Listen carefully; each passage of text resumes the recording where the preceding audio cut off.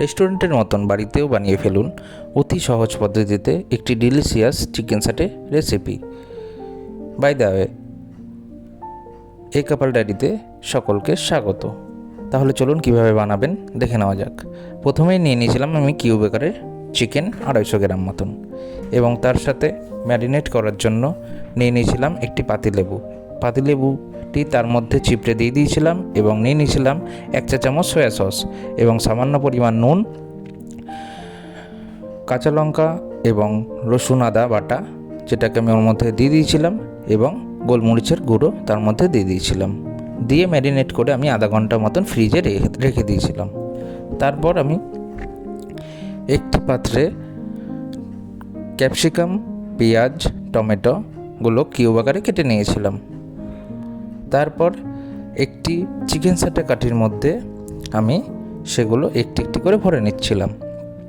প্রথমে পেঁয়াজ, তারপরে টমেটো, ক্যাপসিকাম এবং চিকেন, তারপরে আবার সেম প্রকারে একটি একটি করে 3 পিস চিকেন দিয়ে এবং বাদবাকি দিয়ে আমি প্রত্যেকটি কাঠির মধ্যে ভরে নিয়েছিলাম এবং অনেকগুলোই চিকেন স্যাটে করে নিয়েছিলাম। তারপরে আমি বানিয়ে নিয়েছিলাম একটি ব্যাটারটা বানাতে আপনাকে পরিমাণ মতো নিতে হবে কর্নফ্লাওয়ার, পরিমাণ মতন বেসন এবং নুন এবং গোলমরিচের গুঁড়ো, আপনি শুকনো লঙ্কার গুঁড়োও নিতে পারেন। এবং ব্যাটারটি গলিয়ে নেওয়ার পরে আমি প্রত্যেকটি চিকেন স্যাটে ওর মধ্যে ডুবিয়ে নিচ্ছিলাম।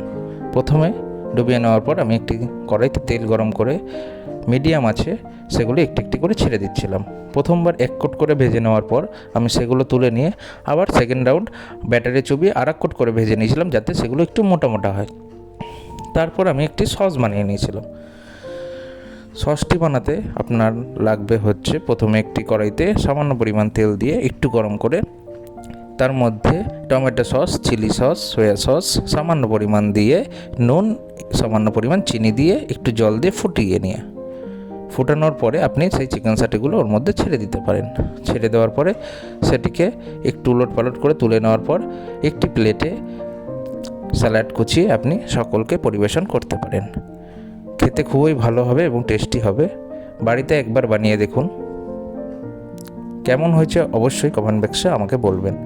তো এত সুন্দর মজাদার রেসিপি পেতে হলে আমার চ্যানেলটি অবশ্যই সাবস্ক্রাইব করতে হবে এবং লাইক, কমেন্ট, শেয়ার করে সকলকে এই ভিডিওটি পৌঁছে দিতে হবে। তো আরও মজাদার ভিডিও পেতে হলে অবশ্যই আমার চ্যানেলটি সাবস্ক্রাইব করে পাশে থাকবেন।